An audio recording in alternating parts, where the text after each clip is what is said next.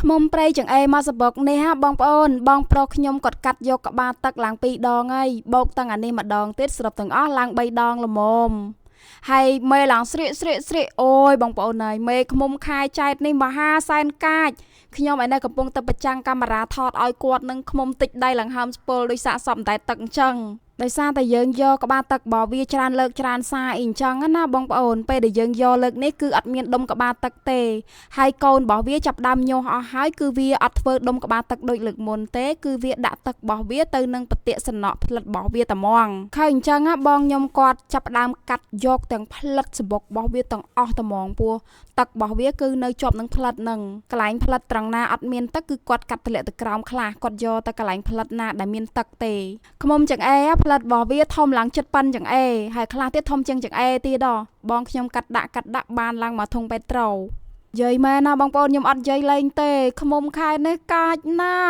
កាចខ្លាំងមែនតើហ្មងរូបភាពក៏បានកាត់មកដល់កន្លែងនេះខ្ញុំក៏បានយកសំណក់ដែលបងខ្ញុំកាត់ពីលើចុងឈើហ្នឹងយកមកច្បាច់យកទឹករបស់វាចេញ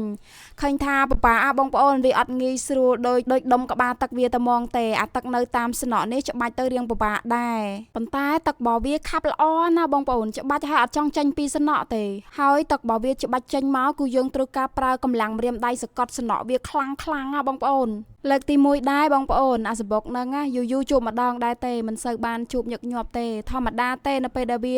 ចាប់ផ្ដើមញាស់កូនញាស់អីអស់ចឹងទៅវាលែងដាក់ក្បាលទឹកហើយវាដាក់ទឹករបស់វានៅនឹងសំណក់ម្ដងទម្លាប់របស់ឃ្មុំគឺអញ្ចឹងនៅពេលដែលវាដាក់ទឹកនឹងសំណក់រួចផ្លិតរបស់វាញាស់កូនញាស់អីអស់វាហាចោលសបុកបដ ாய் បងប្អូនហើយខំកិច្ចពីសបុករបស់វាឡើងឆ្ងាយណាបងប្អូនរត់មកនៅកន្លែងស្រះទឹកលើភ្នំនេះណាវានៅទៅតាមមកទៀតហើយវារោមញុំងែបងប្អូនឃើញមេរបស់វានោះអាទុយនៅតាមធុងតាមអីអាហ្នឹងមេសបុកវាណាបងប្អូនវាហើមកតាមយើងណាអូយនិយាយមែនខ្ញុំចង់បាក់ស្បាតនឹងឃ្មុំនឹងមែនតាវាកាចពេកអាទឹកឃ្មុំនៅតាមសំណក់អញ្ចឹងណាទឹករបស់វាផ្អែមឆ្ងាញ់ណាស់ហើយបងប្អូនក៏អូបឈ្ងុយឈ្ងប់អាហ្នឹង